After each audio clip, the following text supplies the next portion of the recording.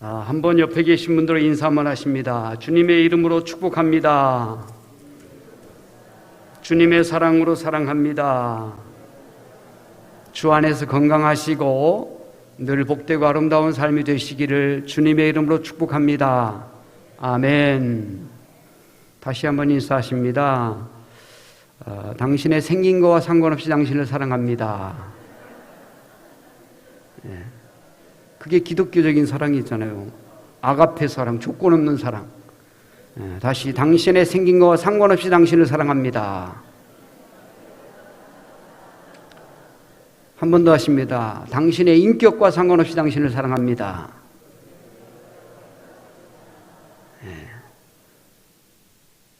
사실은요, 나부터가 인격이 참 별거 아니잖아요.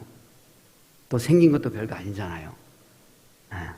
그런데 남을 향해서 그거 못할 수가 없죠. 나를 향한 말인 것 같아서 난 좋아요. 인격과 상관없이 당신을 사랑합니다. 생긴 거와 상관없이 당신을 사랑합니다. 왜? 주님이 그러셨거든요. 주님은요, 진짜 나같이 못난 것, 죄인 중에 괴수 같은, 그리고 아주 인격도 못된 나를 얼마나 사랑하시면 당신의 몸을 다 내어주시면서, 그러니까 내가 나를 생각하면 이 세상에 사랑하지 못할 사람이 아무도 없더라고요. 아무도 없어요. 다 나보다 나은데.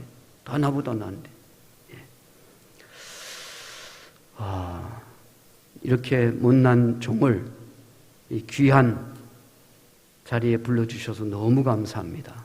너무 감사하고, 저에게 설교를 40분 정도 해달라고 그러셨는데 이건 거의 부흥의 수준이죠. 저희 교회에서 보통 한 20분 제가 설교하는데 40분 해달래요. 그런데 모르겠어요. 또 이렇게 막 사람이 조그만 교회에서 뭐 하다가요, 이런 큰 교회에서 강사로 불러주면 막 업돼가지고 2시간 할지도 몰라요. 그런 것들은 여러분이 땡 하고 종을 치세요. 40분 지나시오 그렇게 말씀하시면 그냥 중간에 또 뚝 끊고 그냥 말 수도 있습니다. 또 너무 길면 고문이거든요. 하는 사람은 뭐 좋은지 모르지만 듣는 사람 생각도 해야지. 가끔요, 제가 설교를 길게 하면 저희 아내가, 다른 사람은 가만히 말 안 해요. 은혜 받았습니다. 목사님 감사합니다. 이러지만요, 아내가 당신 교인들 고문하는 거야. 고문. 가끔은 고문을 제가 해요. 그러니까 잘못됐어요, 제가요. 그래서 40분 넘도록 좀 노력을 해보겠습니다. 오늘 제가 짝꿍이라는, 오늘 설교 제목은 뭐예요?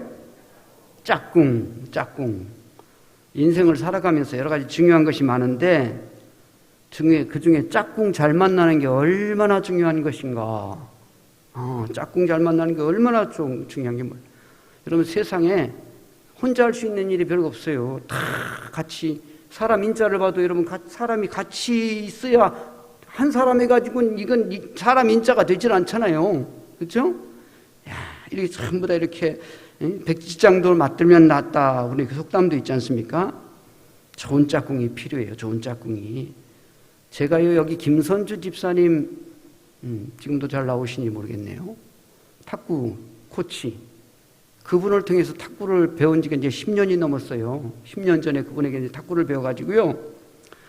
지금은 가끔 도민천연에 나가가지고요, 금메달도 따보기도 하고, 은메달도 따보기도 하고, 동메달도 따보기도 하고, 메달 제가 딴 게 한 10개는 될 거예요. 그런데 그 도민체제라면 여러분, 7개 시, 8개 군, 충남의 15개 시군에서 모인 선수들이란 말이에요. 그런데 뭐 여러분은 저 양반 대단한가 보다 그러는데, 도민체전이 그냥 도민체전이 아니고 장애인 도민체전이에요. 웬만하면 그 말을 딸 수 있어요. 웬만하면. 근데요, 가끔 이제 복식을 하게 되면요, 짝꿍 잘 만나야 돼요. 짝꿍 잘못 만나면요, 제가 이제 서비스를 잘 넣어주면 상대가 그 리시브를 할 때 뜨게 만들어준단 말이에요.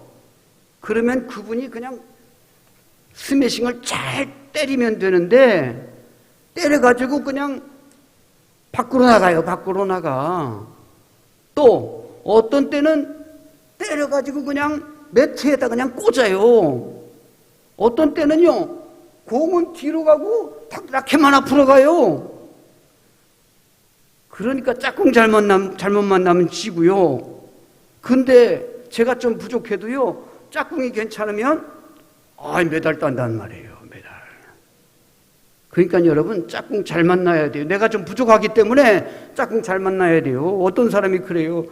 신평교회는 참 사모님이 참 훌륭하셔서 아주 그냥 그래 목사님이 그만큼이나 한대. 난 기분 나빠요. 나는 아니 내가 다 하는 것 같은데. 그런데 사실은요 진짜로요 짝꿍 잘 만났어요. 짝꿍 잘 만났어. 그 사람 때문에 내가 얼마나 참 목회를 그나마 그만큼이나마 하는 거예요. 그만큼이나마. 그래서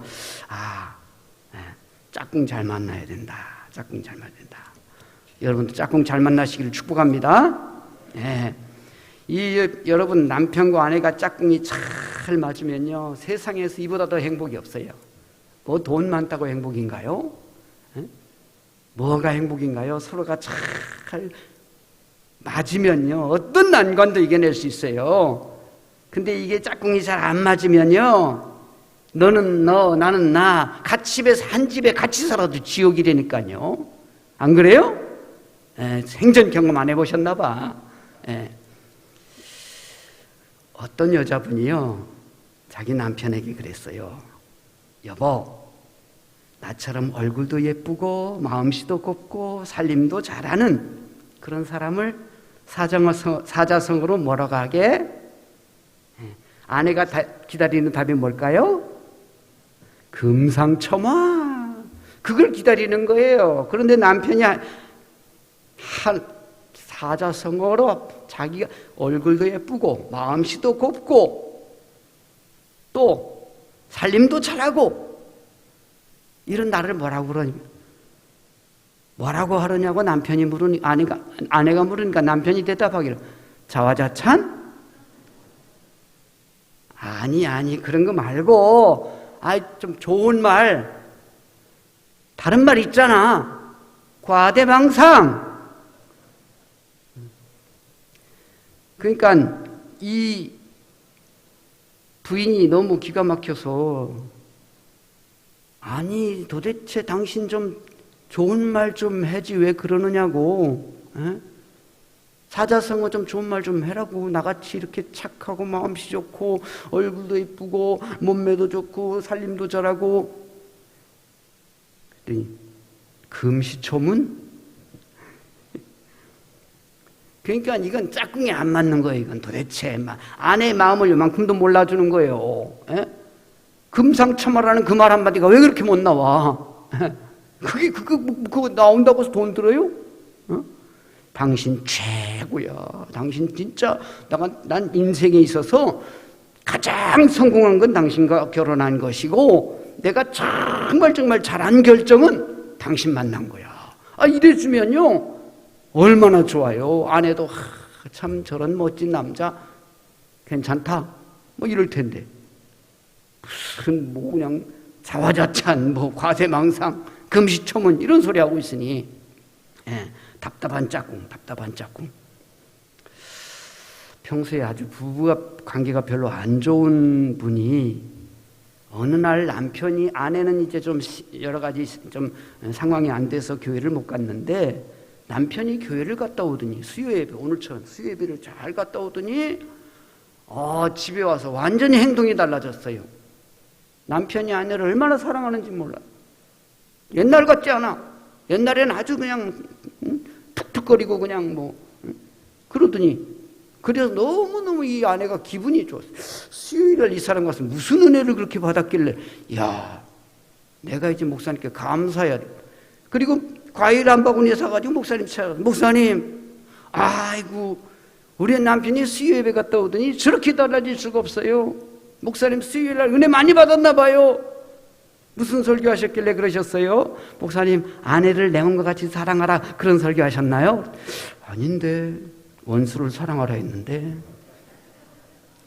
이게 부부가 이게 참 어렵습니다. 피곤한 짝꿍입니다. 피곤한 짝꿍. 전에 뭐 방송사에서요, 노인들 이렇게 모시고 하는 프로그램이 있었잖아요. 스피드 퀴즈 하는데 이미 답은 시청자들은 다 알아요. 그리고 설명하는 사람도 알아요. 근데 그 설명에 대해서 대답을 하는 사람만 몰라요. 자, 할머니가 설명을 하고 할아버지가 알아맞혀야 돼요. 할머니가 설명을 하는 거예요. 아니, 반대. 할아버지가 설명하고 할머니가 맞추는 거예요. 근데 할아버지가 그 답을 맞추려고 하는데 그 답이 뭐냐면 천생연분. 그 이제 시청자들도 다 알잖아요. 천생연분. 그런데 지금 할머니는 모르고 있어요. 그 할아버지가 설명을 해요. 여보 할멈, 당신하고 나하고 있잖아. 그거. 할머니가 왼수? 너무 놀래가지고 아니 그거 말고 네 글자. 아, 평생연수. 그러니까 이거 참 이게 여러분 짝꿍 잘못 만나면요 평생연수예요. 평생연수. 어떡할 거예요? 평생연수. 여러분 정말 우리가 세상 살아가면서요 짝꿍 잘 만나야 된다니까요. 짝꿍 잘 만나야 돼요. 행복한 것도요. 여러분 처음 만날 때 사람은요 서로 얼굴 마주 보면서 만나요. 보기만 해도 좋잖아요. 처음 만날 때는 보기만 해도 행복해요. 근데 결혼해서 오래 살아봐요. 보기만 해도 짜증나지. 권태감이 온단 말이에요. 권태감이. 그럴 때도요 이 브리스길라 아굴라 부부처럼 이제는 좋은 짝꿍이 돼가지고요 같이 마주보고 사는 게 아니고 같은 방향을 향해서 같은 목적을 향해서 나아가는 거예요. 그러면 그 부부가 동역자가 되어지고 짝꿍이 돼가지고 하나님의 역사를 이뤄간단 말이죠. 여러분 좋을 때 서로 마주보고 만나지만 끝까지 마주보고 살 수가 없어요. 이제는 같이 마주보고 만나서 그 다음엔 목적을 같이 만드는 거예요. 방향을 같이 조정하는 거예요. 가는 길이 같아야 돼요. 그러면 좋은 동반자가 되는 거예요. 당신은 나의 동반자 있잖아요. 노래 영원한 나의 동반자. 노래 생전 안 부르세요? 나같이 타락한 목사나 부르지. 여러분은 거룩하셔서 찬송만 부르시고 기도만 하시고 성경만 보시고.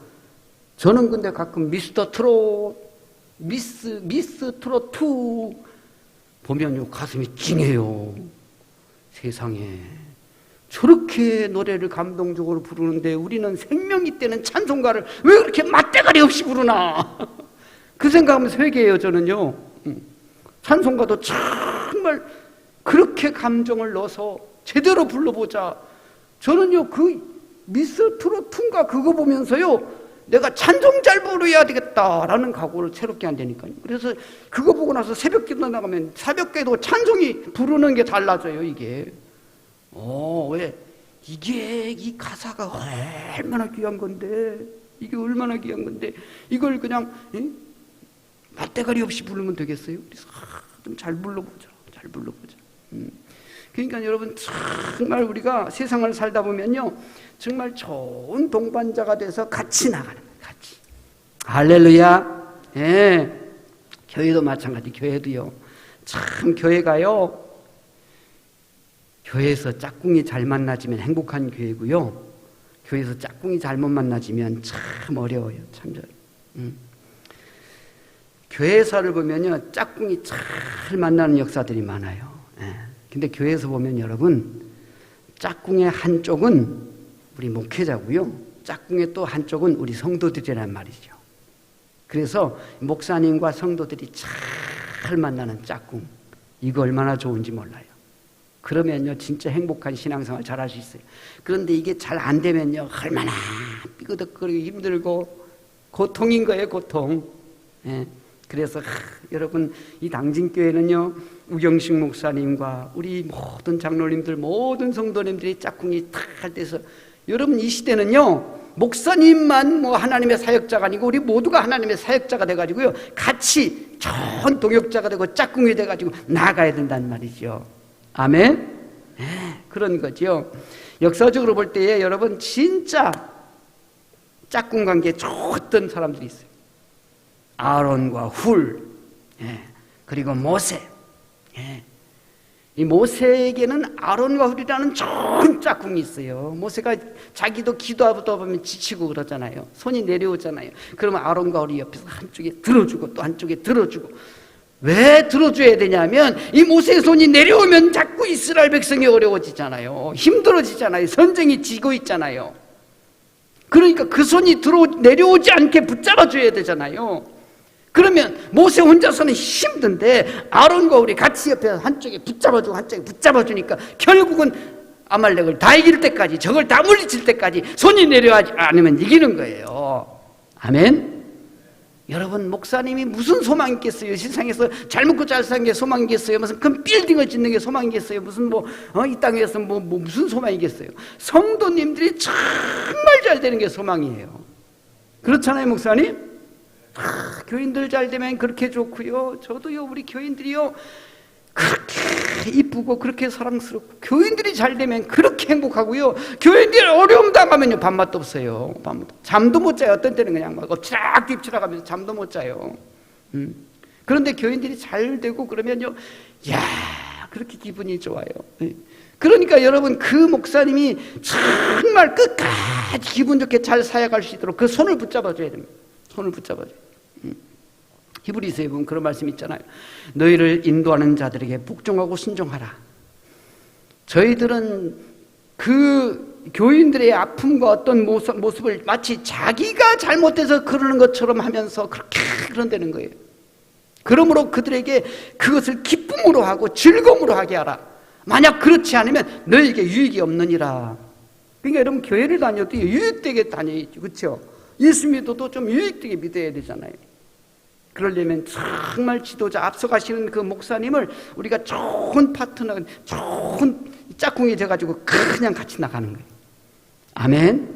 그러면 아주 행복한, 이 모세가 아론과 훌이라는 좋은 짝꿍이 있어가지고 한 사람은 오른쪽, 한 사람은 왼쪽에 이렇게. 바울과 바나바 잘 알잖아요. 바울은 열심히 복음 전도하는 데 있어서는 아주 탁월해요. 교회를 수십 군데 세우고요, 전 세계 각 곳에 교회를 세우고 전도하는 데는 아주, 바울 만나서 예수 안 믿는 사람 거의 없어요. 그런데 그런 사람을 또 잘 성숙시켜주는 사람 누구예요? 바나바예요. 바나바는 잘 또 사람을 가르치는 거예요. 잘 가르쳐가지고 잘 세우는 거예요. 이 짝꿍이 잘 맞는 거예요. 짝꿍이 잘 맞는 거예요. 얼마나 멋있어요. 다윗과 요나단. 다윗은요, 그냥 베들레헴의 촌사람이에요. 양이나 치던 사람이고요. 심지어는 그 아버지도 별로 기대를 안 했던 사람이에요. 나중에 사울이 너무 잘못 가니까 하나님께서 사무엘 선지자를 통해서 다시 또 이제 왕을 교체하겠다고 하는데, 그런데 베들레헴에 가서 이세 아들 중에 하나를 세우라고 그러잖아요. 하나님이 그런 명을 받고 사무엘이 갔을 때에 그 자식들 다 불러놓고 다윗은 안 불렀어요. 그래서 다윗이 그게 좀 섭섭하게, 내 부친도 내 아버지도 나를 귀히 여기지 않았다, 그런 고백을 시편에서 해요. 그런데 여러분 보세요. 그런데도 불구하고 그런 다윗이지만 하나님이 함께 하시는 다윗, 만군의 하나님이 여호와께 다윗과 함께 계시니 다윗이 점점 강성하여 가니라. 아멘. 그런데 그에게는 진짜 생명을 나눌 수 있는 친구가 있었으니 그가 요나단이에요. 사울왕의 아들이란 말이죠. 원수의 아들이에요. 아니, 아무리 그래도 아들이 아버지 편 서야 될 텐데, 그런데 아버지가 잘못 가고 있기 때문에 자기 친구가 옳기 때문에 친구 편에 서서 좋은 짝꿍이 되는 거예요. 기가 막힌 짝꿍. 그래서 다윗과 요나단 그런 찬양단도 생겼잖아요. 좋은 친구. 그뿐입니까? 많아요. 여러분, 예수님과 12제자.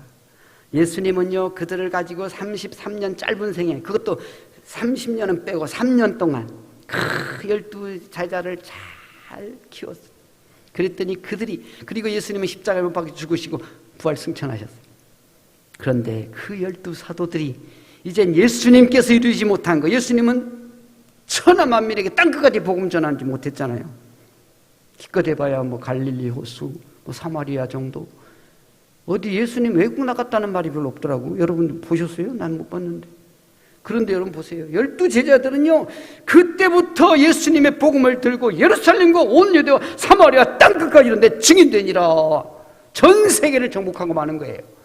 짝꿍이 기가 막힌 짝꿍이죠. 짝꿍이라는 게 여러분, 그래서 좋은 짝꿍 만나면 빛나는 거예요. 빛나는 거.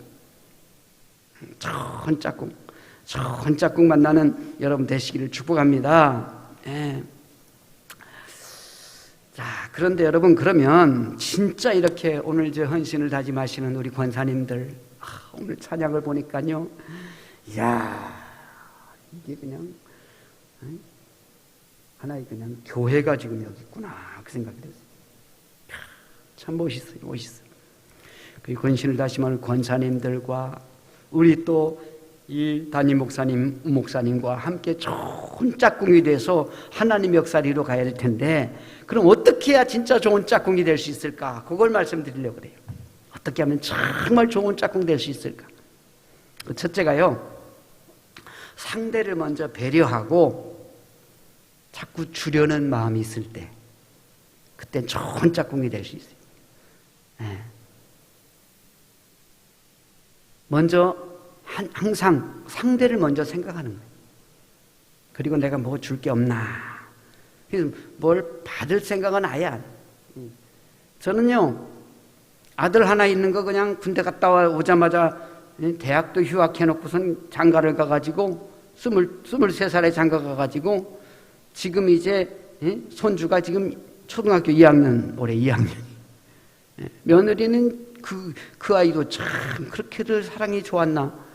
자기도 다니던 대학을 관두고선 22살에 결혼해가지고, 그리고 둘째 산주가 지금 5살이에요. 그런데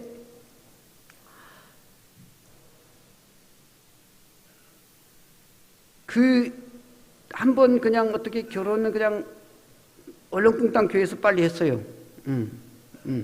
뭐 그냥 자기들이 또 그렇게 급했는지 그냥 혼수품을 미리미리 준비하더구만. 참말로 기가 막혀서. 그래가지고 그냥 어떻게 해요? 빨리 결혼을 시켰는데 그러다가 보니까 그냥 그랬지만 그 후에 그래서 뭐 별로 많이 알리지도 못했는데 그 후에 우리 동기들이나 우리 또 선배 목사님들, 후배 목사님들 많은 사람들이 결혼도 하고 뭐 그러는데 나는 뭐 초청도 못했지만 난 다 가는 거예요. 다 가는 거예요. 왜? 주는 자가 복이 있다고 그랬으니까. 예. 그냥 가는 거예요. 내가 뭘 받으려고 생각하고 하는 게 아니에요. 뭐든지 그냥 다 그냥 내가 베푸는 마음만 가지면 되는 거예요. 예. 짝꿍도 마찬가지예요. 예. 목사님은 교인들에게 뭘 받으려고 생각하지 않고 어떻게 하면 교인들을 행복하게 할까? 어떻게 하면 교인들을 잘 좀 할까? 이 생각만 하면 되고, 우리 또 짝꿍인 교인들은 어떻게 하면 우리 목사님이 정말 편하게 목회를 잘 할 수 있을까? 어떻게 하면 목사님의 어떤 도움을 우리가 드릴 수 있을까? 그것만 생각하면 되는 거예요. 그것만.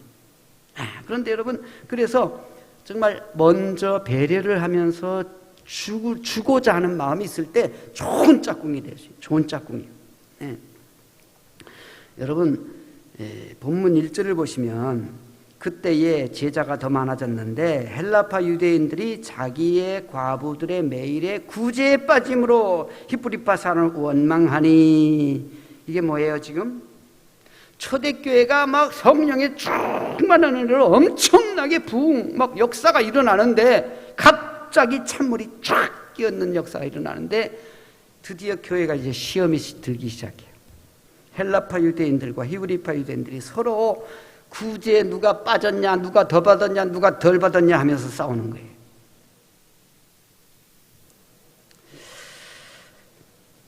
그러니까 어떤 단체든지요, 내가 누군가에부터 뭘 받아야 되겠다라고 하면 그 갈등이 생기는 거예요.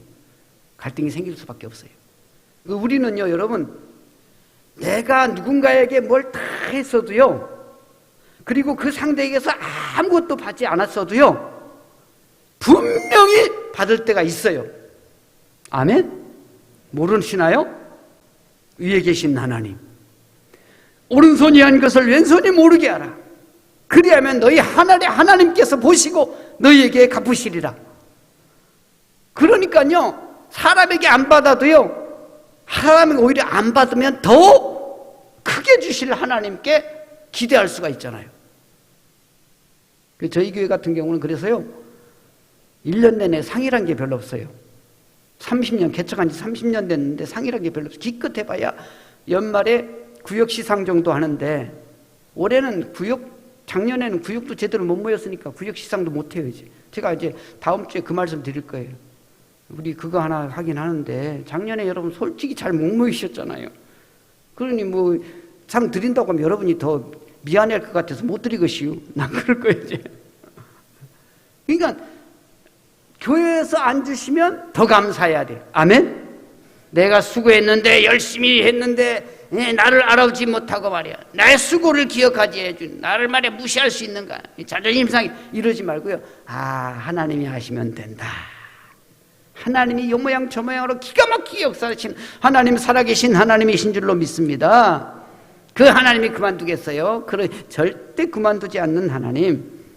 그래서 하나님이 보시면 됩니다. 그런데 여러분, 이 초대교회는요, 이게 지금 자기가 이 구제에 빠졌다, 우리 편이 구제에 빠졌다, 이러면서 큰 시험이 드는 거예요. 큰 시험이 들어요.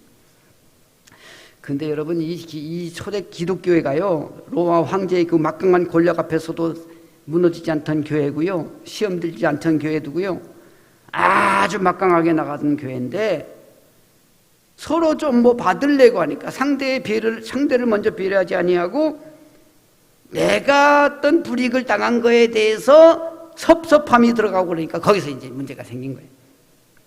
그런데 여러분 보세요. 사도행전 2장을 보실까요, 여러분? 교회가 참 얼마나 아름다운 교회입니까? 사도행전 2장 44절에 45절. 44절 45절 시작. 믿는 사람이 다 함께 있어 모든 물건에서 통용하고 또 재산과 소유를 팔아 각 사람의 필요를 따라 나눠주며. 이게 초대교회, 서로 못 줘서 안달이 난 교회란 말이에요. 내가 상대방에 뭘 줄 수 있을까? 뭘 줄 수 있을까?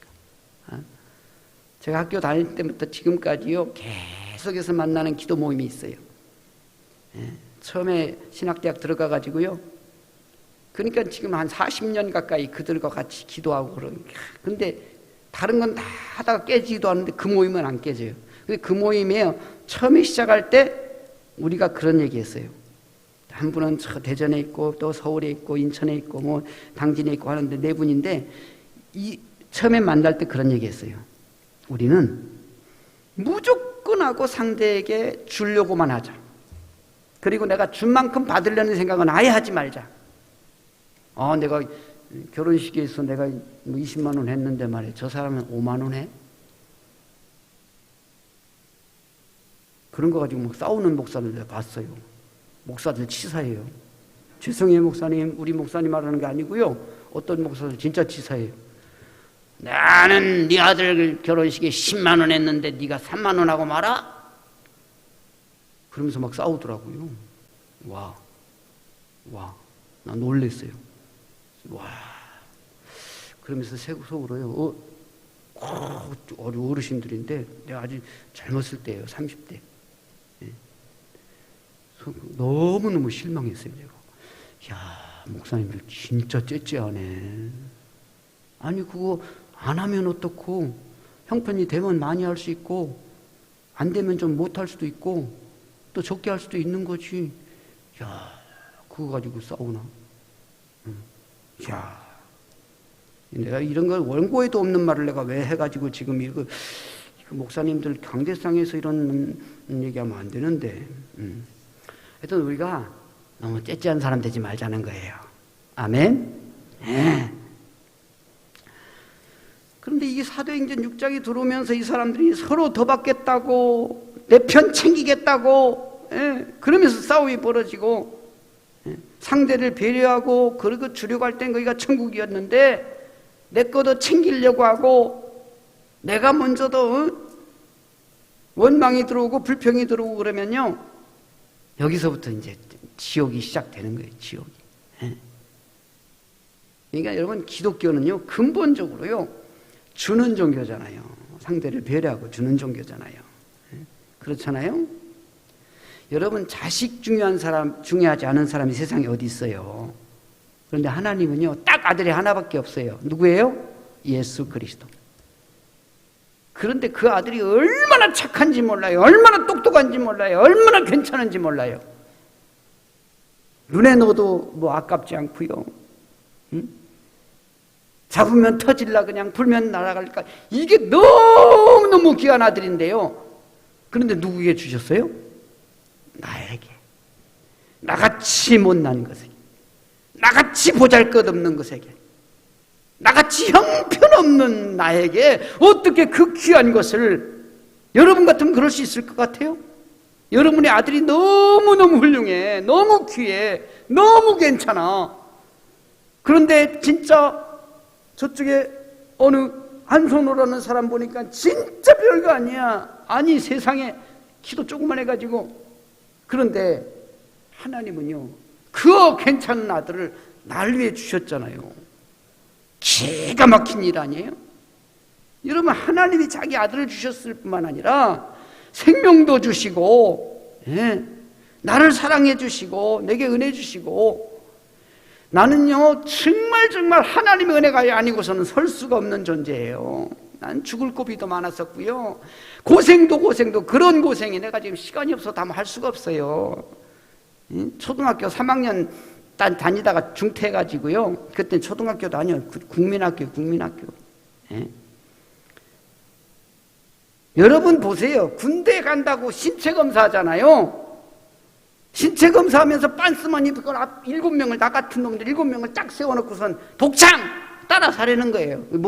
우리는 국민학교도 못 나와서 군대도 못 갑니다. 야, 요즘 같으면 그랬다가는 완전히 인신공격이고 인격 모독이고 그거 고소당할 거예요. 옛날이니까 그런 것도 통하는 거지. 그런 나예요. 진짜 보잘것없는 별거 아닌 그런 내가요. 여러분, 예수 믿고 나서 얼마나 대학을 몇 개씩 나왔어요. 승실대 국어국문학과도 나왔고요, 서울신학대학 신과도 나왔고요, 사이버 대학에서 사회복지사 2급 자격증도 내가 다 공부했고요. 내가 그리고 저 대학원도 몇 개씩 했고요. 저 미국 뚜루 대학에서 박사까지 받았어요. 목회학 박사. 여러분, 저 별거 아닌 것 같아요. 별거 아닌 게 아니에요. 그런데 여러분, 그보다 더 감사한 건요, 그거는 과정이고요, 이 부족한 종을 통해서요, 세계를 복음화 시켜 나가는데 난 참 놀랄 뿐이에요. 이 못난 게 뭐 내세울 게 아무것도 없는데 캄보디아 선교신학대학의 학장이라고 섬기고 있지요. 러시아의 선교이사의 부이사장으로 섬기고 있지요. 그냥 해마다 러시아도요, 진짜 우태복 선교사님 당진 출신이신데 그분이요, 약 한 15년 전에요, 제가 그 영하 한 40도 그땐 그걸 모르고 거기를 러시아를 갔어요. 갔더니요, 얼마나 추운지 이불을 3개 4개씩 뒤집어 쓰고 자고 그러면서 낮에는 강의하고 밤에는 부흥회하고 막 그러면서. 근데 저 벨라루시아 저 러시아 곳곳에서 몰려든 사람들이 큰 은혜를 받았어요. 성령께서 너무 불쌍하니까 나를 통해서 그 사람들에게 은혜를 받게 하셔가지고요, 우리 벨라루시아에 와서도 좀 해주세요. 우리 딴 데서 해주세요. 그래서 막 퍼진 거예요.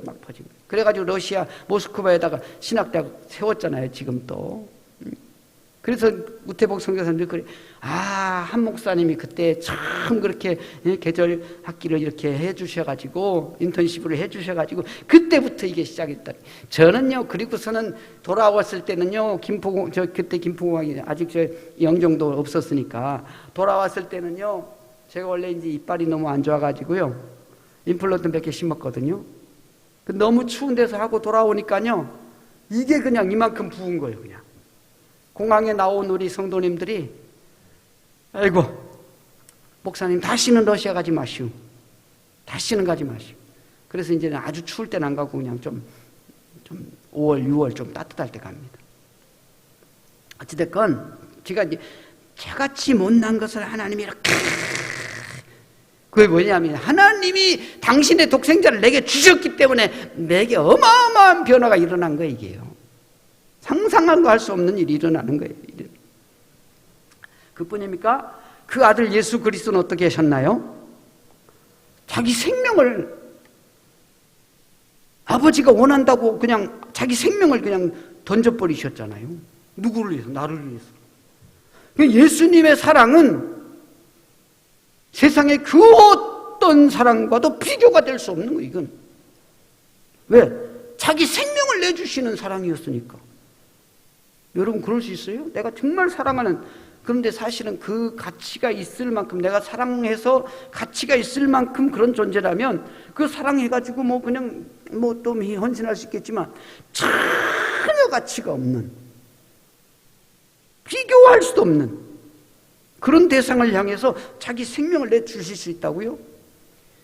야, 그건 예수님만 할 수 있는 거고요. 예수님이 내 안에 들어오셔서 나를 사시면 할 수 있는 거예요. 그래서 바울처럼 내가 그리스도와 함께 십자가에 못 박혔나니 그런즉 이제는 내가 산 것이 아니고 내 안에 그리스도께서 사신 것이라. 이제 내가 육체 가운데 사는 것은 나를 사랑하사 나를 위하여 자기 몸을 버리신 하나님의 아들을 믿는 믿음 안에 사는 것이라. 즉 부활하신 예수, 살아계신 예수가 바울에게 들어와 있기 때문에, 그 예수님이 바울을 살기 때문에 바울은 기적적인 역사를 살아가는 거예요. 우리도 마찬가지예요. 내가 별거 아니고 정말 보잘것없지만요, 내게 주님이 들어오셔서 나를 살아주시면 원수도 사랑할 수 있고 그 어떤 능력도 예수님이 하시는 거니까 나는 아멘 하고 그냥 따라가는 거고 순종하면 되는 거지. 무슨 얘기를 하려고 하느냐면요, 기독교라는 것은요, 하나님이 독생자를 주시고 예수님이 자기 생명을 주시고, 그리고 예수님 사도행전에서 주께서 친히 하시는 말씀이 주는 자가 받는 자보다 복이 있도다. 할렐루야. 그러니까 우리가 좋은 짝꿍이 되려면 늘 먼저 배려하는 마음과 주려는 마음, 그거면 되는 거예요. 두 번째로는 정말 좋은 짝꿍 되기 위해서는요, 신앙생활을 하면서 편가르기 하면 안 되는 거예요. 그럼 좋은 짝꿍 되지 못해요. 1절에 보시면 헬라파 유대인들이 자기들의 과부들이 매일의 구제에 빠짐으로 히브리파사를 원망하니, 언제부터 교회가 히브리파가 있고 헬라파가 있고 난리가 되는 겁니까? 이게 도대체. 교회가 자꾸 나누이는 거예요. 나누이는 거예요. 그런데 여러분, 에베소 4장 3절에 이런 말씀이 있어요. 성령께서 하나 되게 하신 것을 힘써 지키라. 이미 성령께서 우리 하나 되게 하신 거예요. 예수 믿음으로 하나님이 전부 다, 우리가 하나 아버지를 모시고 있잖아요. 영적으로는 다 하시 하나님 하시니까 영적으로 다 하시, 다 형제자매, 다 믿음 안에 산 가족이잖아요. 아멘? 예, 그러니까 이게 무슨 자꾸 분열되면 안 되죠. 나누면 안 되죠. 나누면 되겠어요? 무슨 헬라파 히브리파가 어디 있어요? 신앙 외적인 것으로 출신 지역을 따지면서 당진파, 외부에서 들어온 파, 출신 지역 가지고 이런 식으로 나누면 안 되는 거예요. 배운 사람 파, 못 배운 사람 파, 공무원 파, 소상공인 파, 부자파, 가난파, 통성기도파, 말씀, 교육파. 자꾸 이렇게 교회가 나뉘어지면 안 돼요.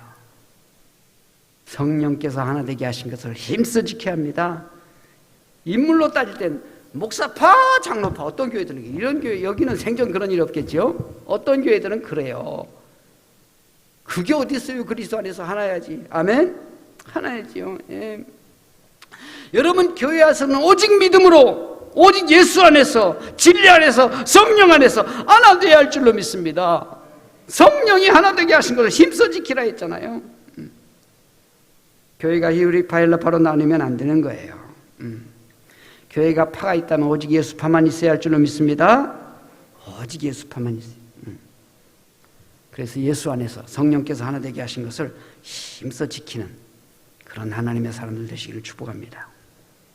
한 가지 더, 여러분, 정말 좋은 짝꿍 되기 위해서는요, 삶의 우선순위를 잘 기억하는 그 짝꿍이 좋은 짝꿍인 거예요. 초대교회가 너무 열심히 일했어요. 그리고 사도들이 아침부터 저녁까지 하나부터 열까지 다 자기들이 한 거예요. 아침부터 열심히 일했어요. 그런데 돌아온 건 뭐예요? 원망, 불평. 누구는 더 주느냐, 누구는 덜 주느냐, 분쟁, 시기, 미움, 다툼. 이게 늘어나는 거예요. 이게 사도들이 정말 자기들 아무 욕심 없이 사심 없이 열심히 일했거든요. 하나님의 일을 감당한 거잖아요. 그런데 결과는 불평, 시기, 질투, 미움, 다툼. 그래서 우리가 이 지혜롭지 못했다. 가만히 생각해 보니까요, 무조건 잠 안 자고 열심히 일만 한다고 열심히 뛰는 것만이 최선은 아니라는 거였어요. 이게 깨달은 거예요. 이 일에 우선순위가 있는 건데, 그러면 사도들이 진짜 이해할 게 뭔가? 하나님 말씀을 잘 연구하고 하나님 말씀을 잘 준비해서 그 말씀을 선포하고, 그리고 그 성도들을 향해서 하나님의 역사를 위해서 기도하는 거, 이 말씀과 기도에 우리가 전무해야 되는데 이거는 제쳐두고 접대하는 것만 앞장서고 난리를 치고 있으니까, 그러다 보니까 여러분 말씀 준비하는 시간도 부족하고, 또 이렇게 여러 가지 말씀을 제대로 준비하지 못해서 제대로 전하지 못하다 보니까 성도들이 은혜를 받지 못하고, 성도들이 은혜를 받지 못하니까 성도들이 기독교의 가장 기본적인 정신에서 멀어진단 말이죠. 진짜 예수님의 정신, 하나님의 정신을 가지고 살아야 되는데 자꾸 인간적인 생각이 들어서, 섭섭함이 들어서, 왜 누구는 더 주고 저쪽 판은 왜 더 사랑해주고 이쪽 판은 덜 사랑해주고, 이런 식으로 막 된단 말이죠. 그래서 사도들이 깨달은 거예요. 우리 본연의 임무로 돌아가자. 그러면 지금까지 해오던 구제사업은 어떻게 할 것인가? 그거는 성령, 3절에 형제들아 너희 가운데 성령과 지혜가 충만하여 칭찬받는 사람 7을 택하라. 우리가 이 일을 그들에게 맡기고, 그러면 우리는 뭐 할 것인가? 우리는 4절에 오로지 기도하는 일과 말씀 사역에 힘쓰리라. 옛날 성경에 전무하리라. 이게 무슨 얘기냐면요, 삶의 우선순위가 어디 있는가를 잘 판단하고 분별하는, 그게 좋은 짝꿍이 될 수 있는 겁니다. 신앙적인 삶 속에서도 마찬가지입니다. 여러분, 믿음이 좋은 성도가 어떤 성도인가요? 믿음이 없는 성도는 어떤 성도인가요? 어디서 구별이 날까요? 삶의 우선순위를 어디에 두느냐가 믿음이 좋은 사람이다, 안 좋은 사람이다, 그거 드러나는 거예요. 예를 들어서 회사에서 이번 주 수요일 날 우리 회식 한번 합시다. 그럼 집사님이, 권사님이 미안합니다, 저는 못 참석해요. 왜요? 저는요, 제가 섬기는 그 교회에 그 수요 예배를 또 권사님 헌신 예배 드린다는데 제가 빠질 수는 없죠. 더더군다나 그 한선호 목사님이라고 아주 그냥 아내하고 교회를 개척해가지고 수백 명 만든 그 아주 훌륭한 강사님이 오신다는데 내가 빠지면 되겠습니까? 내가 빠지면 다른 사람이 볼 때 힘 빠지고 그러니까 나는 못합니다. 이 사람은 믿음 좋은 사람입니다. 자기들 하거나 말거나. 그래요, 갑시다. 어디로 갈까요? 자, 도비도로 갈까요? 아니면 서산으로 갈까요? 이건 그냥 막 사는 거예요. 막 사는 거. 우리 예수 믿는 사람 막 사는 사람이 아니잖아요. 그러니까 삶의 우선순위가 어디 있는가, 그게 참 그 신앙의 하나의 척도가 되는 거예요. 그 사람이 뭘 더 중요시 여기는가, 여러분, 신앙생활에 있어서 성도들에게 우선순위가 어디 있느냐, 이게 굉장히 중요한 거예요. 여러분, 물질에 있어서도 우선순위를 어디에 둬야 될까요? 첫째, 10의 1조를 먼저 구별하는 거예요. 그게 정말 신앙 좋은 분이에요. 저희는 이렇게 코로나 터지고 난리 났어도요, 교인들이 너무 감사한 게 헌금이 별로 줄질 않았어요. 한 92%, 93% 거의 다 된 것 같아요. 그래서 선교하던 거 한도 줄이지도 않았고요. 근데 왜냐하면 이분들이요, 자기들이 내가 뭐 헌금하라고 하지도 않아요. 어떤 분들은 주부에다가 교회 온라인 번호 통장 그거 좀 실었으면 좋겠습니다.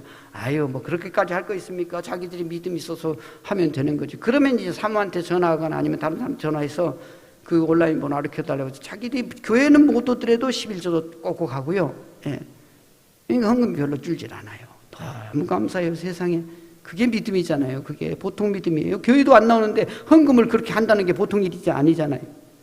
제가 지방회장 할 때요, 지방의 부회장님하고 총회를 일이 있어서 가는데요, 그분이 그런 말씀하세요. 목사님들이 10의 1조에 대한 설교를 좀 자주 하셔야 됩니다. 그래야 교인들이 10의 1조를 잘하면서 복 받을 거 아닙니까? 목사님은 몇 번이나 하십니까? 1년에. 그래서 글쎄요, 저는 뭐 거의 매주 하다시피 하는 것 같아요. 에? 어떻게 매주 하십니까? 예, 저는 사실은 기도로 매주 합니다. 저는 기도를 진짜 매주 합니다. 어떻게 하냐면요, 헌금에 대해서 쭉 기도하고 나서 마지막으로 특별히 땀 흘려 수고하여 넣은 것이지만 그 물질의 주인이 하나님인 것을 고백하는 아름다운 신앙의 고백을 담아 10의 1조를 드린 손길을 기억하시고 약속하신 말씀대로 하늘문을 활짝 열어 쌓을 곳이 없도록 쏟아 부어 주시옵소서.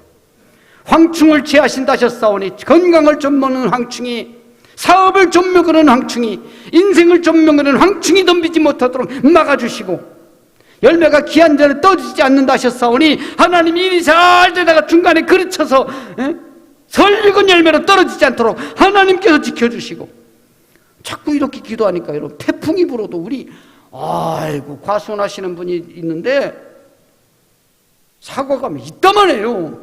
아이, 권사님 이게 웬일이에요? 아유, 잔거는 다 떨어졌는데요, 이 큰 게 이게 실한 게 안 떨어져가지고 이렇게 잘 컸어요. 그래서 여기서 더 오히려 본전이 더 나온대요. 예? 그러니까 그냥 기도하는 거예요. 하여튼 뭐 하나님이 하실 일이고 나는 기도했다. 열매가 기한 전에 떨어지지 않는다 하셨사오니 하나님 일이 잘 진행되다가 중간에 잘못되는 게 없게 막아주시고, 열국이 복되도다 고백할 것이었사오니 예수 안 믿는 사람까지도 저 사람 예수 믿더니 교회 다니더니 저 사람 하나님 믿더니 저렇게 잘 된다라고 아주 안 믿는 사람의 간증이 되게 해달라고 그러면서 기도하거든요. 매주마다 저는 그거 기도해요. 11조는 꼭 기도해요. 그러니까 11조가요, 그냥 그렇게 교회를 못 나와도 그렇게 보내는 거예요. 이게 여러분, 우선순위를 잘 구별하는 사람이 좋은 짝꿍인데요. 시간의 우선순위는 뭘까요? 일주일의 여러분, 구약의 안식일은 마지막 날이지만 신약의 주일은 첫날이에요. 주일. 안식 후 첫날 하나님께 드리면서 나가는 거예요. 그래가지고 주님께 영광 돌리고 은혜 받고, 그리고 한 주간을 또 힘차게 살다가, 그리고 또 이제 한 주간이 끝나고 다시 교회 와서 또 힘을 받고 나가고 또 힘을 받고 나가고 그러는 거예요. 그래서 주일날 우리 교인들이요, 아주 그냥 예배를 드리다 말다 하면서 그냥 이렇게 자꾸만 막 전 국민들에게 질본에서 문자를 다 보내니까 나는 나오라고 하고 싶어도요, 나오라고 해도 잘 못 나와요. 왜? 다른 사람에게 불편을 줄까봐. 그래서 못 나와요. 그러는데 그분들이 그래도 그냥 이제 이렇게 지난주부터 막 예배를 드리니까요, 고백이 그거예요. 교회 나와서 예배 드리니까 이렇게 좋다고. 여러 사람이 막 그런 말, 교회 나오니까 이렇게 좋다고, 예배를 드리니까 이렇게 좋다고. 아주 답답해 죽을 뻔했다고. 얼마나 감사합니까, 여러분. 주일은 날 중에서 내가 가장 정말 중요한 날이다. 날 거기에 맞춰서 그날 하나님의 은혜 받고 하나님의 축복을 경험하면서 또 세상을 향해 힘있게 살고, 또 일주일 살며 지쳐요. 여기 치고 저기 치고 그냥 시들어요. 그 시든 영혼이 다시 교회 와서 또 하나님의 성령의 역사심을 또 힘을 얻고 위로를 받고 소망 가운데 또 다시 한번 살아보겠다는 용기를 가지고 나가고. 할렐루야. 자, 결론을 좀 말씀드리고 마치려고 합니다. 여러분, 목회자, 정말 프로 목회자 있고 아마추어 목회자가 여러분인 거거든요. 같이 좋은 짝꿍이 돼야 돼요. 좋은 짝꿍. 프로하고 아마추어 차이가 뭐예요? 프로는 돈 받는 게 프로고요. 아마추어는 자기 돈 쓰면서 하는 게 아마추어예요. 그렇잖아요. 어디 가서 볼링을 쳐도요, 프로는 볼링 치고 돈 받아. 우리가 아마추어는 돈 내면서 볼링을 해야 되잖아요. 그러니까 우리 성도님들은 아마추어니까 돈 잘 내면서 하면 되고요. 우리 목사님 프로니까 돈 잘 받으면서 하면 돼. 그런데 여러분, 사실은요, 그게 너무 내 감사해서 그러는 거지. 내가 무슨 어디 가서 진짜, 그런 볼링장처럼 그거 안 내면 안 끼워주나요? 아니에요. 우리는 다 하나님 은혜로 자유롭게 하는 거잖아요. 자유롭게 하는 거잖아요. 그래서 여러분, 무엇보다도 우리 이제 사도행전 그 6장 5절에 보면 하나님이 그 짝꿍들을 세우는데 어떤 짝꿍들이 세우면 믿음과 성령이 충만한 사람이에요. 믿음과 성령이 충만한 사람. 믿음이 뭐예요? 할 수 있다. 이게 믿음인 거예요. 할 수 있다. 홍해 앞에서 이제 이건 불가능해 못 건너. 이건 믿음이 없는 사람. 그런데 하나님이 도우십니다. 할 수 있습니다. 건너보자. 전진하자. 이건 믿음 있는 사람. 내게 능력 주시는 자 안에서 내가 모두 할 수 있습니다. 할 수 있거든요. 웬말이냐? 믿는 자에게 능치 못하면 없느니라. 이게 믿음이란 말이죠. 이게 믿음. 그런데 그럼 성령은 뭡니까? 성령은 할 수 있다. 그 믿음을 가능하게 만들어주는 힘이, 그게 성령의 역사예요. 할 수 있다고 큰 소리 친다고. 베드로 보세요. 큰 소리 치고 장담하고 그래도요, 믿음이 없어서가 아니라 성령의 불 받기 전까지는 그거 못해요. 결국 뭐예요? 성령이라는 것은요, 할 수 있다는 믿음을 실행에 옮길 수 있는 능력이 성령의 역사예요. 그래서 베드로는 이성적으로는요, 주를 위해서 죽을 수가 없어요. 그런데 성령 충만하고 나니까 죽는 것도 할 수 있는 거예요. 죽는 것도. 그래서 여러분, 믿음 안에 성령 역사심이 함께 하시기를 축복합니다. 그래서 믿음과 성령이 충만한 사람, 이 사람이 정말 사도들과 좋은 짝꿍이 되는 거예요. 사도들이 자기도 혼자 할 수 없으니까. 그러면서 이제 이 사도들과 이 안수집사들, 그 당시 안수집사는 지금의 장로급입니다. 장로급. 이 안수집사들, 이 7명을 딱 세워서 같이 좋은 짝꿍이 되니까 그 다음에 결론이 어떻게 됩니까? 교회가 어떻게 됩니까? 자, 7절 읽고 마칩니다. 7절 시작.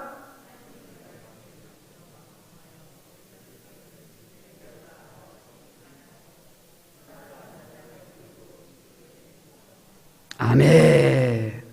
사도들이 말씀과 기도라는 제 역할에 충실하고 믿음과 성령이 충만한 7사람의 안수집사를 세우니까 교회는 안정되어서 하나님의 말씀이 점점 왕성하여 예루살렘 교회는 예수님의 제자의 수가 심히 더 많아지고 심지어 제사장의 무리들도 이 기독교의 진리에 따르게 되었다는 거예요.